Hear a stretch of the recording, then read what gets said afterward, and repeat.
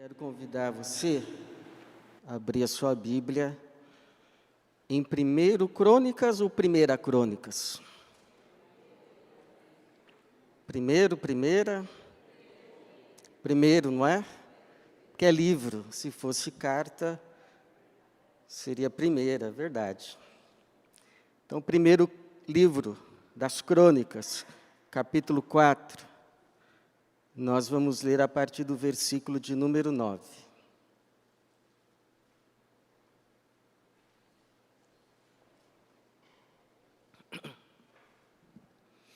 Primeiro Crônicas, capítulo 4.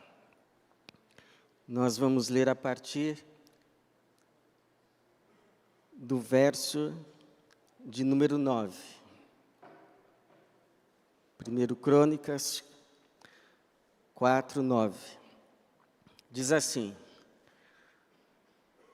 Jabes foi mais honrado do que seus irmãos. Sua mãe lhe dera o nome de Jabes, dizendo: porque com dores o dei à luz. Jabes invocou o Deus de Israel, dizendo: que tu me abençoes e aumentes minha propriedade, que a tua mão me proteja e não permita que eu seja afligido pelo mal. E Deus lhe concedeu o que pediu. Obrigado, Senhor, pela tua palavra. Obrigado pela tua igreja, que mais uma vez o Senhor aqui reúne. Pedimos, Senhor, que assim como o Senhor já recebeu os nossos louvores, cânticos, hinos, assim como o Senhor já ouviu as nossas orações, que o Senhor se digne de mais uma vez falar com o teu povo, falar com a tua igreja, e que assim o teu nome seja glorificado e o teu povo abençoado. Essa é a nossa oração, para a tua glória mesmo, e em nome de Jesus. Amém.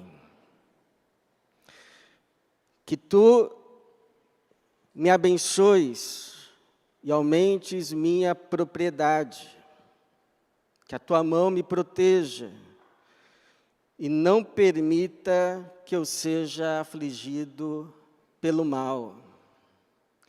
Esta é a conhecida oração de Jabes. Inclusive tem um livro com esse título, a oração de Jabes. Alguns leem essa oração com muito entusiasmo, como se ela fosse uma legitimação bíblica para todo e qualquer pedido pessoal e material. Outros, porém, leem essa oração com muita cautela, porque é possível que Deus nos fale diretamente por meio de um versículo, no momento de angústia, no momento de necessidade. É possível abrirmos a Bíblia e encontrarmos ali um texto que, iluminado pelo Espírito de Deus, nos seja providência para a hora, para a aflição, para o momento da provação. Sim, claro, é possível. Eu já vivi essa experiência e creio que muitos aqui também a viveram. Mas, usualmente, irmãos, quando abrimos as Escrituras, quando vamos meditar, quando vamos estudar, procurar ouvir o Senhor em um texto da sua palavra, nós precisamos observar pelo menos 2 princípios de interpretação bíblica. Um primeiro é entender que um texto possui um contexto. Não podemos tirar um texto do contexto e usá-lo aleatoriamente para qualquer fim. Alguém já disse que um texto fora do contexto é pretexto. Então tomemos cuidado. Um segundo princípio é entender que a revelação de Deus foi progressiva. Deus foi se revelando paulatinamente, não foi tudo de uma vez. Até porque todo bom professor, todo bom mestre, não ensina tudo de uma vez. Vai ensinando aos poucos. Até porque a sua audiência tem as suas limitações.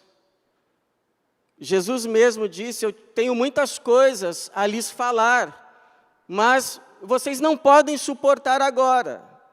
Então não é a hora de ensinar, mais para frente eu vou ensinar. Então Deus foi se revelando progressivamente até chegar à sua revelação máxima, a sua revelação plena, o ápice da revelação, de tal forma que para saber quem é Deus, basta olhar para Ele, Jesus.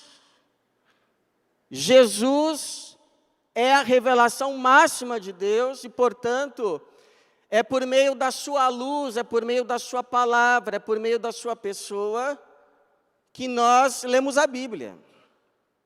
É por meio de Jesus que nós interpretamos não apenas o Novo Testamento, mas principalmente o Antigo Testamento, inclusive essa oração de Jabes. Jabes fez essa oração na Antiga Aliança. Nós estamos na Nova Aliança, a aliança do Espírito, em que a lei de Deus está escrita não mais em tábuas, mas no nosso coração. Aliança essa legitimada pelo sangue da cruz, pelo sangue de Jesus. Jabes fez essa oração sem conhecer o Evangelho, sem conhecer a Cristo. Nós lemos essa oração já conhecendo o Evangelho, já conhecendo a Jesus. Então a pergunta é, como é que nós entendemos essa oração, como nós lemos essa oração, como nós aplicamos o que aprendemos dessa oração sob a luz de Jesus, sob a luz do Evangelho, sob a luz da nova aliança, ou seja, em outras palavras, como faríamos esta oração hoje? Já sabendo tudo o que sabemos, por meio do Evangelho de Jesus e por meio da sua pessoa. O que é fazer a oração de Jabes hoje, na nova aliança?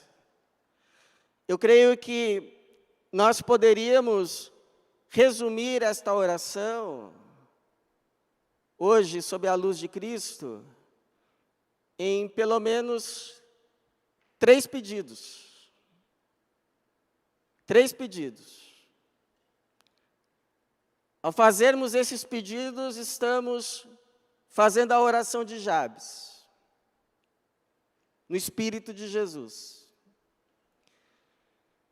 O primeiro pedido seria: Senhor, me ensina a fazer o bem. Orar como Jabes, que tu me abençoes e aumentes a minha propriedade, ou estenda as minhas tendas, ou aumente a minha fronteira. Para nós que somos de Cristo, seria orar: Senhor, me ensina a fazer o bem, me usa como instrumento do seu bem. Porque para nós que seguimos Jesus, o nosso propósito, prioritariamente, não é a gente se dar bem, ou só se dar bem. Quem vive só para se dar bem, uma hora se dá mal. Porque chega uma hora que, para se dar bem, tem que fazer o mal. O nosso propósito prioritário, como seguidores de Jesus, também não é o acúmulo de bens. Jesus mesmo, ele disse em Lucas 12:15, a vida do homem não consiste na grande quantidade de coisas que ele possui. E ele fala isso quando uma pessoa do meio da multidão levanta a voz e diz, Senhor, pede que o meu irmão divida a herança comigo, é meu direito. E ele simplesmente se nega a ser juiz daquela questão.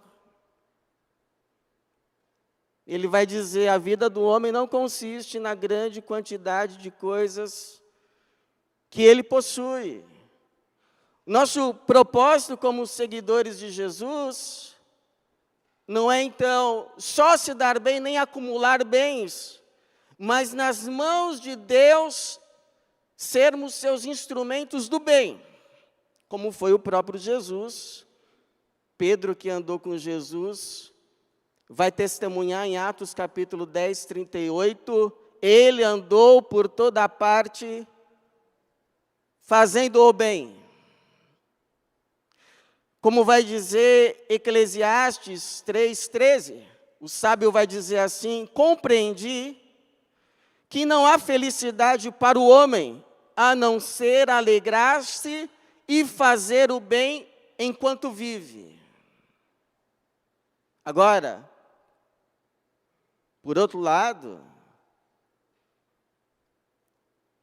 a gente vive para ser instrumento das mãos de Deus para o bem. Esse é o propósito da nossa vida. É acordar de manhã e orar, Senhor, me usa para o bem. Quais são as boas obras que o Senhor preparou para eu fazer hoje? Me ajuda a andar nelas. E terminar o dia, então, em paz. Agradecido pelas boas obras que Ele nos capacitou a fazer. Essa é a nossa vida. É assim que nós glorificamos a Deus. É assim que nós vivemos em paz. Deus nos prepara as boas obras para andarmos nelas e vamos andando nelas. E assim glorificamos a Deus. Assim, por outro lado, promovemos o bem de muitos. E ao promover o bem de muitos, nós promovemos também o nosso bem. Nós vamos também desfrutando do bem que a gente planta. Esse bem feito sob a luz da palavra de Deus é como se fosse uma semente que a gente planta e uma hora dá o fruto, que outros desfrutam desse bem, mas nós também acabamos desfrutando dele. Eu lembro de um pastor meu, pastor Moisés Moreira Lopes. Ele contava um testemunho, um caso, de quando ele era jovem, solteiro. Ele vivia num aposento. E aí um dia um vizinho, um colega, chegou para ele e disse assim, olha, a gente ganha praticamente a mesma coisa. Mas você tem um fogão, você tem uma geladeira, você tem os seus móveis e eu não. Por quê? E aí o pastor, provavelmente iluminado pelo Espírito, lhe perguntou assim, quanto por mês você gasta com cigarro? Quanto por mês você gasta com bebida? Quanto por mês você gasta com outras coisas? E era um valor equivalente às prestações que o pastor pagava na geladeira, no fogão e nas outras coisas.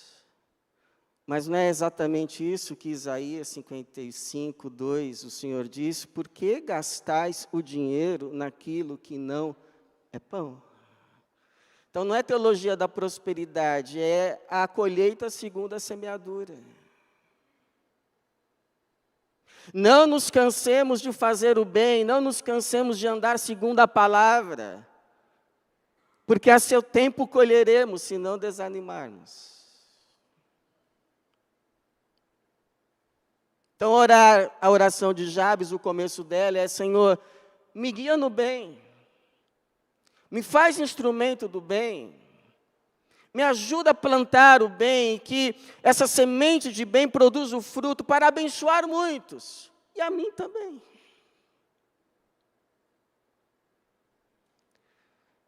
Segundo, é orar: Senhor, me livra do mal e de fazer o mal. Eu não sei você, mas quando eu vou dirigir, antes de dar a partida, eu faço uma oração. Eu oro. Eu peço: Senhor, me livra do mal e de fazer o mal. Por quê? Porque para nós que seguimos Jesus, é muito ruim sofrer o mal. Mas ainda pior é fazer o mal. O mal é destrutivo para quem o recebe, mas muito mais para quem o faz. Você se lembra de Davi, quando o profeta Natã o vai repreender? Se fosse outro, ao receber a repreensão do profeta, diria: eu não fiz nada. Tem gente pior. Se fosse outro, ia transferir a culpa. Ah, foi essa Batseba que o diabo colocou no meu caminho. Mas não, nem desculpa, nem excusa, nem transferência de culpa, mas confissão de culpa. Pequei contra o Senhor. E os ossos dele, ele vai dizer depois no Salmo 51, ficam como que esmagados. Esmagados. É por isso que Jesus vai nos ensinar que para nós que somos dele, é melhor sofrer o mal 2 vezes do que fazer o mal uma. É mais prejudicial para nós fazermos o mal uma vez do que o recebermos 2. É isso que ele quis ensinar. Se alguém lhe ferir na face, dá outra. Mas não faça a mesma coisa. Não se deixe vencer pelo mal.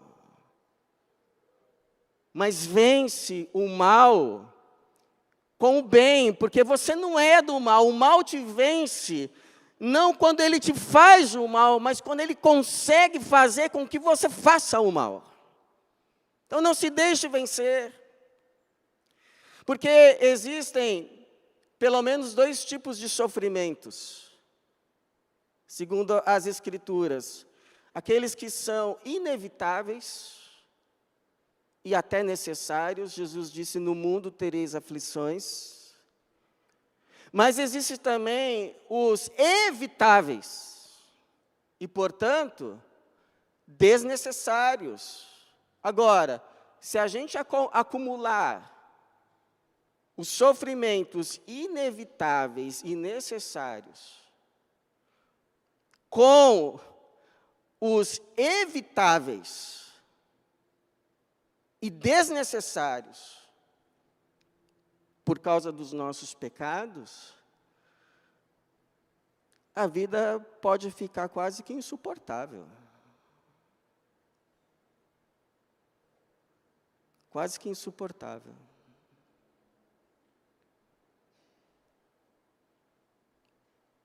Por isso que orar, que a tua mão me proteja e não permita que eu seja afligido pelo mal, é orar como Jesus nos ensinou a orar na oração do Pai Nosso. E não nos deixe entrar em tentação, mas nos livra do mal. Nos livra do maligno. Não nos deixe cair na tentação de fazermos o mal, e trazermos mal dobrado para a nossa própria vida. Não nos deixe entrar em tentação. Ou você acha que quando Jesus nos ensinou a fazer essa oração, Ele estava pensando nele? Ele estava pensando em mim. Ele estava pensando em você. Não nos deixe entrar em tentação, mas nos livra do mal. Nos livra do maligno. Porque Ele mesmo não nos pode fazer o mal, porque Jesus nos protege. Mas nos pode tentar para o mal. E aí então recebermos a colheita do mal plantado. Então, não nos deixe entrar em tentação, mas nos livre do mal. Nos ajude a continuar andando na estrada do bem. E que seja assim, então, preservada a nossa vida. Em nome de Jesus. E finalmente, irmãos, é pedir: Senhor, está aqui o pedido do meu coração. Eu entrego nas tuas mãos o pedido do meu coração. Porque eu já entendi o que é a vida segundo Jesus. É uma vida na estrada do bem. A gente é colocado nessa terra para fazer o bem. O próprio Deus prepara as boas obras para andarmos nelas. E isso não tem nada a ver com salvação, mas tem a ver com ser salvo. Com sermos agora propriedade de Deus, de um povo distinto que Ele coloca na terra como sal, como luz. Essa é a nossa tarefa aqui nessa terra, enchê-la de bem. Enquanto tem gente que a enche de mal, nós estamos aqui para ser o contraponto e encher essa terra de bem, encher essa terra de beleza. Com a nossa vida, com as nossas palavras, com as nossas atitudes. Esse é o propósito da nossa vida. O sentido da nossa vida é Cristo. É glorificá-lo enquanto vivermos. É permitir que Ele continue fazendo o bem, como Ele fez quando estava aqui na terra. Agora por meio de nós, por meio do seu povo. Nós já entendemos isso. Nós já entendemos que vida saudável, vida em paz, é vida longe do mal. Então nos livra do mal. Mas também é verdade que surgem desejos, surgem aspirações nos nossos corações. E o que a gente faz com elas? O que a gente faz com eles? A gente confia a Deus. A gente entrega nas mãos do Senhor. A gente transforma esses desejos, esses anseios, em oração. Em pedidos, em súplicas. Não há nada no Novo Testamento que nos coíba disso. Pelo contrário, é nos recomendado fazermos isso. Por quê? Porque ao entregarmos o anseio da nossa alma, o nosso pedido, o nosso desejo nas mãos do Senhor, isso protege a nossa mente e o nosso coração. Isso alivia a nossa alma. Isso traz paz para a nossa cabeça. É Paulo que vai dizer isso em Filipenses 4:6. Ele diz assim: não andeis ansiosos por coisa alguma. Pelo contrário, sejam os vossos pedidos plenamente conhecidos diante de Deus, por meio de orações e súplicas, e ações de graça, e a paz de Deus, veja, você vai entregar o seu pedido, a sua ansiedade nas mãos do Senhor, e a paz de Deus, que ultrapassa todo entendimento, guardará o vosso coração e os vossos pensamentos em Cristo Jesus. Aleluia. Então pode pedir, deve pedir. Deve trazer todo o pensamento cativo ao Senhor. Senhor, estou pensando isso. Senhor, estou desejando isso. Senhor, estou querendo isso. Mas está aqui, está tudo diante do Senhor. Me dá a tua paz, Senhor. Não me deixa ficar perturbado, atribulado, ansioso, perder a minha saúde mental, ficar com as emoções abaladas. Está aqui, Senhor, plenamente conhecido diante de Ti o desejo do meu coração. Seja feita a Tua vontade. E o Novo Testamento nos recomenda a fazer isto, porque ao fazermos isto, nós ficamos então liberados para vivermos e sermos fiéis no presente. Porque uma vez que o pedido já está nas mãos do Senhor, você já o fez plenamente, já o tornou plenamente, totalmente conhecido diante de Deus, você já colocou aos cuidados do Senhor, aí você diz assim: agora, alma, está lá já, nas mãos de quem pode fazer, nas mãos de quem pode atender, nas mãos de quem pode intervir.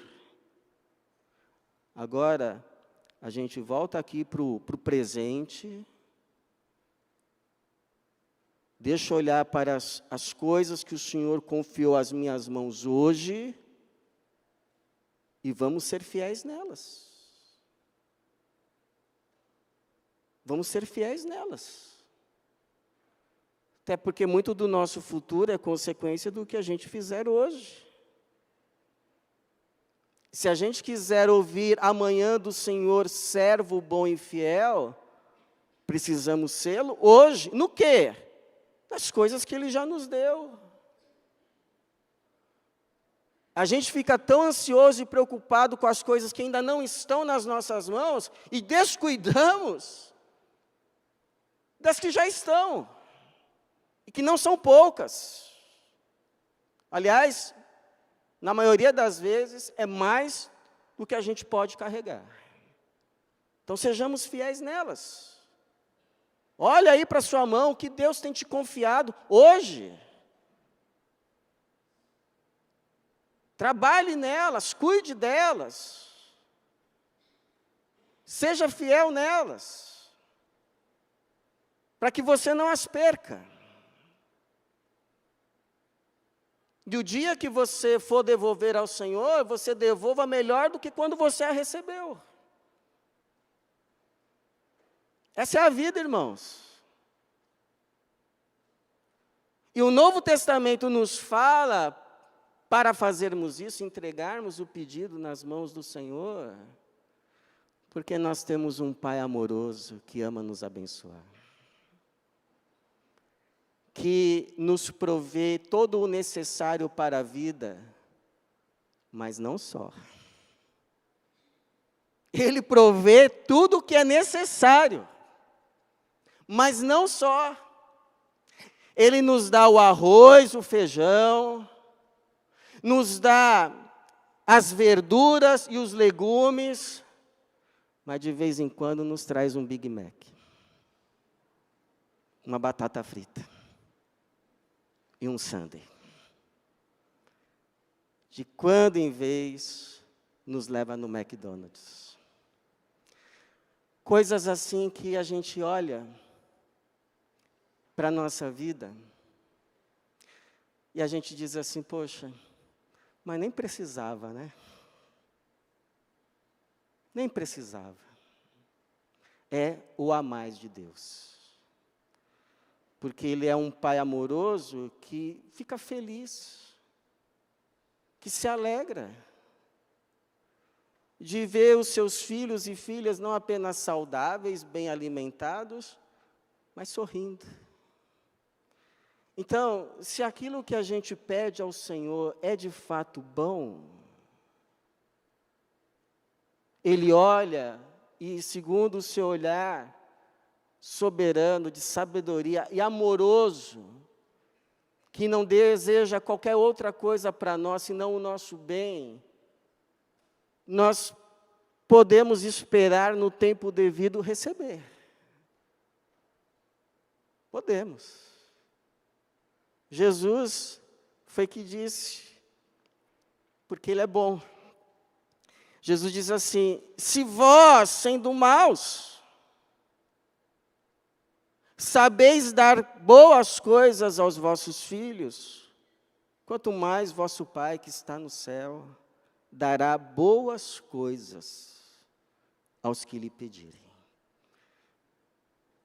Então, qual é o pedido do seu coração? Coloca diante de Deus, nas mãos de Deus. Olha para o que está nas suas mãos. Sê fiel naquilo que Ele te confiou e descansa. E descansa nele, porque como diz o profeta, bom é ter esperança e aguardar tranquilo a salvação do Senhor. Então nós estamos aí, irmãos, há alguns dias de um novo ano, um tempo propício para uma oração como essa. Senhor, faz de mim um instrumento do bem, me livra do mal e de fazer o mal, e está aqui o pedido do meu coração. Quem sabe o Espírito de Jesus não vai te levar a fazer essa oração ainda hoje, para a glória de Deus, bênção de muitos e paz do seu coração. Que assim seja, que Deus nos abençoe.